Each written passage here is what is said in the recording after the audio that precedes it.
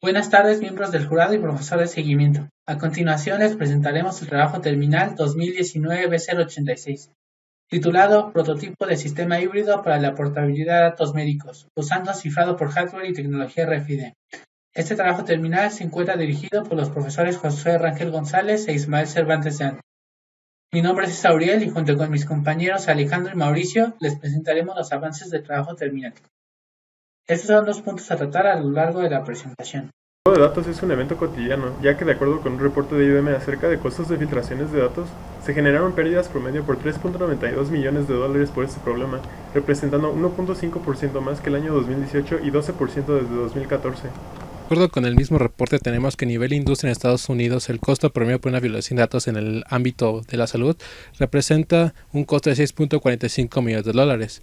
Esto es 65% más que un costo promedio de una violación de datos en cualquier otra área. Este dato se puede apreciar en la gráfica acompañante de la diapositiva. En la siguiente lámina podemos observar el costo promedio de la violación de datos de un archivo médico, que asciende a $429. También podemos ver el costo promedio en otras industrias, siendo el más afectado el de la salud. Estos derechos han sido atendidos en múltiples ocasiones, siendo los casos más sonados el de Dominio National, donde se robaron los datos de 2.96 millones de pacientes, el caso de Mediata Health Group, donde 1.57 millones de pacientes tuvieron sus datos expuestos debido a una base de datos mal configurada, y el caso de UW Medicine, donde 974,000 pacientes tuvieron sus datos expuestos debido a una falla en un servidor. En México, el derecho a la privacidad o a la protección de datos personales se ha consolidado como un derecho fundamental y se extiende al sector salud, donde se maneja información personal catalogada como sensible. La transgresión de dicho derecho puede ocasionar consecuencias graves en ciertos casos. Es debido a las consecuencias sociales y de seguridad que se deben de proteger estos datos. En la criptografía podemos encontrar una división: la criptografía convencional, que se encuentra dirigida hacia sistemas con mayor poder de cómputo. La criptografía ligera, en cambio, se encuentra dirigida a sistemas más limitados, como sistemas embebidos, RFID o nodo de sensores. Uno de estos algoritmos que implementa la criptografía ligera es LEA, el cual contiene un tamaño de bloque de 128 bits y tamaños de llave de 128, 192 y 256 bits. Este trabajo terminal hace uso de etiquetas pasivas RFID. Las etiquetas RFID son dispositivos que permiten almacenar y enviar información a través de ondas de radiofrecuencia. Las etiquetas pasivas no poseen alguna clase de alimentación, por lo cual necesitan obtener su energía a través de un lector RFID. Según IBM, la industria de la salud tiene el costo más alto por violaciones de datos y es el sector más vulnerable ante clientes que deciden irse una vez enterados de tales ataques. De acuerdo con HIPAA, en 2018 se dieron 47 incidentes reportados, los cuales afectaron 771.656 archivos de pacientes. Un caso sobre la importancia de la confidencialidad de los datos médicos se dio en Alemania, donde Angela Merkel ha sido señalada por diferentes medios de comunicación respecto a su estado de salud, como lo reporta el New York Times. La protección de datos médicos mal implementada o inexistente es el problema que debe atacarse. Con la finalidad de auxiliar a los pacientes de centros médicos, se propone desarrollar un sistema híbrido médico que sea capaz de visualizar y realizar registros de archivos médicos, los cuales van a ser identificados por medio de una etiqueta RFID que va a ser portada por los pacientes. Esto pretende traer beneficios a los pacientes, ya que en caso de que su archivo médico portátil sea robado o clonado, esta información no podrá ser visible hacia los agentes no autorizados. Para poder materializar la solución anteriormente descrita, se cuentan con los siguientes módulos. Primeramente tenemos un servidor web y un servidor de base de datos, los cuales se encuentran dedicados a la gestión de los archivos médicos de los pacientes. También tenemos una computadora cliente en la cual el médico en cuestión va a poder interactuar, va a poder ingresar o visualizar los datos. También tenemos un FPGA, el cual contiene el core de SPI y el core de LEA, los cuales se van a encontrar comunicados por medio de una lógica de control. El core de LEA se encuentra dedicado al tratamiento de los datos y el core de SPI a la comunicación con el módulo RFID y con la computadora cliente. También tenemos una etiqueta RFID, la cual va a ser proporcionada al paciente. El paciente va a poder portar esta etiqueta RFID por donde él quiera. Esta etiqueta va a contener sus archivos, sus datos médicos cifrados. También se le va a proporcionar una llave privada y una póliza. ¿Y el por qué? En este trabajo terminal contamos con un esquema simétrico y asimétrico. Primeramente, el esquema criptográfico simétrico lo podemos ver en LEA, donde tenemos únicamente una llave una para cifrar y descifrar. Y el esquema asimétrico lo tenemos en RSA, donde vamos a tener una llave pública y una privada. ¿Cómo vamos a hacer el manejo de esta llave? Primeramente, la llave de Lea va a ser cifrada por medio de la llave pública de RSA y esta, a su vez, va a ser almacenada en una base de datos de llaves públicas. La llave privada va a ser proporcionada hacia el paciente, la cual cuando quiera visualizar sus datos deberá ser proporcionada hacia el médico, el cual va a ingresar la llave privada y la etiqueta RFID del paciente en cuestión. Esto para poder ya sea actualizar la información médica, entre otras cosas. Objetivo general, tenemos el implementar un prototipo de sistema híbrido para la portabilidad y protección de datos médicos que permita a pacientes tener su información cifrada por hardware dentro de un dispositivo RFID. Ahora, como objetivos específicos tenemos implementar una interfaz que tenga acceso al servidor de sistemas de datos médicos y al módulo de cifrado y descifrado. Implementar un servidor de base de datos en el cual se encontrará la información médica de los pacientes. Implementar un módulo de cifrado y descifrado en un FPGA Altera EP4CE10 para el procesamiento de la información médica del paciente y posterior transmisión a un dispositivo RFID.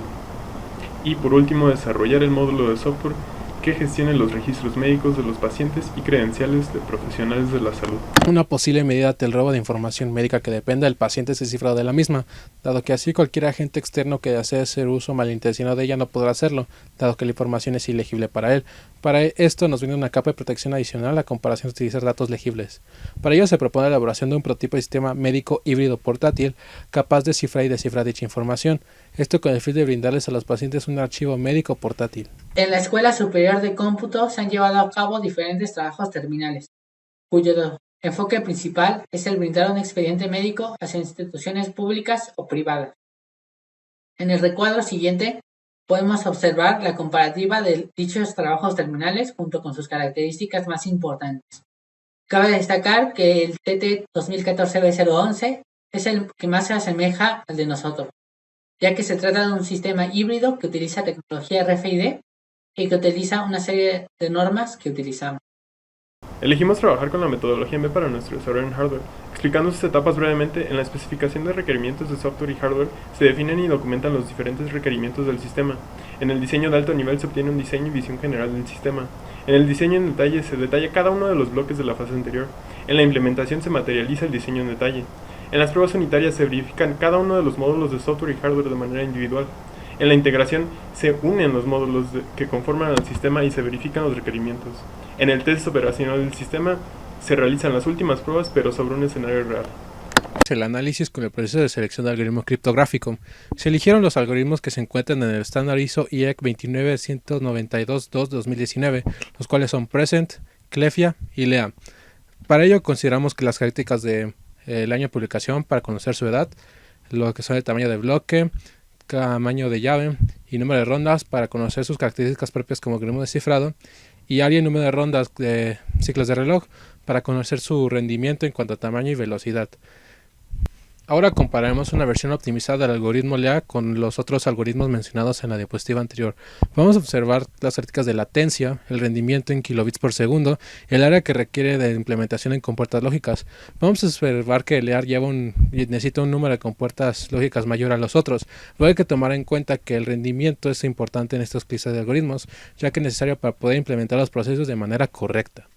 Hemos decidido decantarnos por Lea, ya que encontramos múltiples implementaciones de Clefia Present, por lo que una implementación de Lea puede llegar a ser un aporte importante hacia el mundo académico. Además, encontramos que implementaciones optimizadas de Lea pueden llegar a ser más rápidas que Present. También se encontró que el número de rondas de Lea es óptima en contra de ataques a cifradores por bloque conocidos, y esto nos provee un nivel de seguridad suficiente. También nos decantamos por un cifrador ligero por la misma naturaleza de nuestro dispositivo programable. Proseguimos con la explicación de Lea, el cual tiene variaciones dependiendo del tamaño de llave que estemos manejando. Vamos a tener 24 rondas para 128 bits, 28 rondas para 192 bits y 32 rondas para 256 bits. Primeramente vamos a inicializar nuestro vector X0 con 128 bits del texto plan. Seguido a esto vamos a correr nuestro key schedule, el cual Funciona de la siguiente manera. Va a ser una iteración de 0 a R de un conjunto de operaciones ARX. Este conjunto de operaciones nos van a producir valores intermedios T, los cuales van a pasar a ser parte de nuestra llave de ronda y décima, tal como se muestra en el algoritmo 1. Seguido a esto vamos a producir nuestro bloque de texto cifrado, también con una iteración de 0 a R. También van a ser un conjunto de operaciones ARX que nos van a producir el bloque de texto cifrado. Este bloque de texto cifrado debe ser añadido al texto cifrado total. Quiere decir que el proceso inverso, que es el descifrado, es prácticamente lo mismo, pero con operaciones contrarias. En este trabajo decidimos irnos por FPGAs que estaban cerca de los 10.000 elementos o celdas lógicas, ya que pensamos que nuestro diseño no sería algo muy pesado en cuanto a recursos, pero tampoco queríamos algo totalmente minimalista. En el cuadro 3 apreciamos una tabla algo reducida con los puntos principales a comparar. Al final se adquirió una placa Alinx A301 con una Intel Cyclone 4 EP4C E10. El módulo de lectura-escritura RFID que se utilizará es un MFRC 522, el cual soporta ISO-IEC 14443A, MIFARE y NTAG. Por razones de conveniencia y disponibilidad, se decidió centrarse en etiquetas que soporten ISO-IEC 14443A, MIFARE. En el cuadro 4, comparamos 6 etiquetas candidatas a utilizar. Cabe destacar que por el momento solamente se cuenta con la tarjeta que viene con el RC522. Comenzando por el primer core del FPGA, el Core SPI actúa como puente entre el core de Lea y el bus SPI. En la figura 10 mostramos el core del esclavo SPI. Este se conforma por unos shift registers para pasar de comunicación serial a paralela y viceversa. Su unidad de control tiene dominio sobre los buffers para impedir o habilitar salida hacia el bus SPI o la entrada Lea. El core descifrado Lea desde un punto de vista general lo podemos ver en la figura 11. Esta arquitectura se diseñó para Lea con un tamaño de llave de 128 bits. Vamos a describir los módulos que tenemos aquí en la arquitectura. Tenemos el módulo de descifrado, el módulo de key schedule que genera las llaves de ronda, los archivos de registros X y RK que almacenan el estado de descifrado o cifrado y las llaves de ronda respectivamente, las memorias P, C y de llave que guardan texto plano, texto cifrado y la llave respectivamente, la unidad de control que explicaremos en próximas diapositivas y los buffers XC, XD y XD-AUX que sirven para guardar datos temporales en las operaciones de cifrado y de descifrado. En la siguiente lámina podemos observar el diseño en detalle de nuestro Key Schedule, que recordemos es el encargado de generar nuestras R llaves de ronda. En la parte izquierda observamos la especificación del Key Schedule que fue extraído directamente del paper de Lea. A la derecha observamos un cierto mapeo de estas operaciones. También decir que todos estos circuitos van a estar manejados por una lógica de control, que le van a indicar precisamente qué hacer a cada circuito en todo momento. Como primer paso nos marca que tenemos que igualar T igual a K. Esto se hace por medio de una memoria T, la memoria llave y el multiplexor.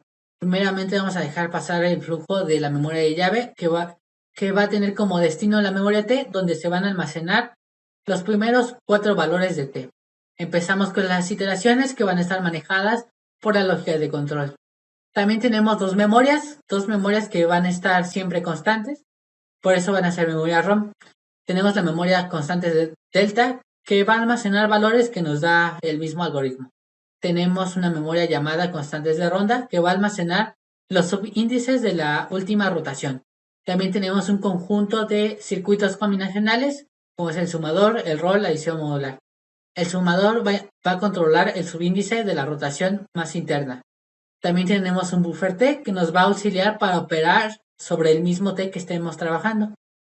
Finalmente, tenemos un archivo de registros K donde vamos a almacenar las llaves de ronda que vayamos generando. En la figura 13 podemos ver el diseño del módulo de cifrado. El funcionamiento de este consiste en tomar el texto plano de la memoria P, escribirlo como el primer estado X en el archivo de registros X y comenzar a escribir el estado de cada ronda de cifrado en el archivo de registros X mediante el procesamiento hecho por los elementos ARX que tenemos ahí en medio. Utilizamos el buffer X como una memoria auxiliar para evitar leer y escribir en el mismo registro. Repetimos la ronda de cifrado 24 veces hasta que se tiene el último estado y se escribe en la memoria C, ya como texto cifrado. El módulo de descifrado hace las mismas operaciones que el módulo de cifrado, pero invertidas, es decir, si tenemos una adición modular en descifrado se convierte en una resta modular. Lo mismo pasa con las rotaciones. Un roll se invierte por un ROR. En la figura 15 podemos ver la carta SM de la unidad de control. Ahí claramente podemos ver la separación entre el tipo de instrucciones que hay. Si es una operación sobre memoria, simplemente pasan los bits y se extiende la palabra. Si no, y llega a ser una operación de cifrado o de key schedule, pasa por uno de los opcodes y se prende la bandera de busy. La bandera de busy no va a cambiar hasta que termine la operación. A partir de la carta SM pudimos derivar un diseño para la unidad de control que podemos ver en la figura de 16. La manera en la que fluyen las instrucciones es simple. Si es una operación de memoria, la palabra solo pasa por el extensor de microcódigo y sale directamente hacia los módulos.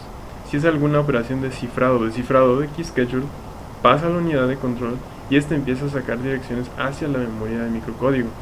Se puede decir que la unidad de control es un program counter y la memoria de microcódigo es una memoria de programa que va a interactuar directamente con los módulos que están en la arquitectura de Lea. Finalmente hablaremos acerca del diseño de nuestra arquitectura web. Como puede observar en la siguiente figura, tenemos al usuario médico, quien va a interactuar con la plataforma web. Dicha plataforma se encargará de hacer peticiones a un servidor web y una base de datos, la cual se va a encargar de guardar información de los médicos y las llaves públicas utilizadas para cifrar la llave de Lea mediante RSA. Esta plataforma también nos servirá para crear información de los pacientes, la cual será cifrada mediante la placa de desarrollo.